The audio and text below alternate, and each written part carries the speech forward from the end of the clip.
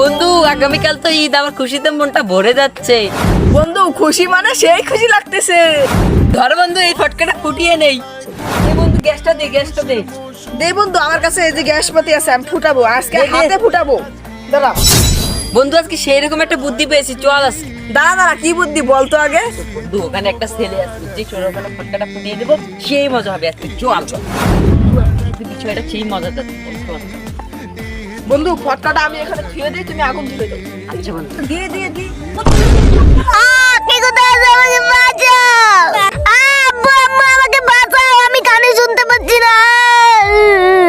ছোট ভাই তোমার কি হয়েছে? ছোট ভাই ভাই তোমার কি হয়েছে? ছোট ভাই আমার ছোট ভাই কি হয়েছে? হাবিব হাবিব হাবিব হাবিব হাবিব, তোর কি হয়েছে? আল্লাহ, আমার ছোট ভাইয়ের কি হলো? আল্লাহ আল্লাহ, হাবিব কথা বল কথা বল। ভাই আমার ছোট ভাইয়ের কি হয়েছে আপনারা কি বলতে পারবে? ভাই ভাই আমাদের কোনো দোষ নেই, আমরা ভাই আপনাদের কিন্তু কাজটা করা ঠিক হয়নি। ভাই আপনারা এই ঈদে একটু মজা করার জন্য একটা ছেলে জীবনটাই নষ্ট করে দিচ্ছে। ভাই আপনারা এই ঈদে হয়তো একটু মজার জন্য এই কাজটা করছেন, কিন্তু এই ছেলেটার জীবনটা এখন কি হবে? প্রিয় দর্শক, আপনাদের উদ্দেশ্যে বলছি, আপনারা এরকম কাজ কখনো করেন না।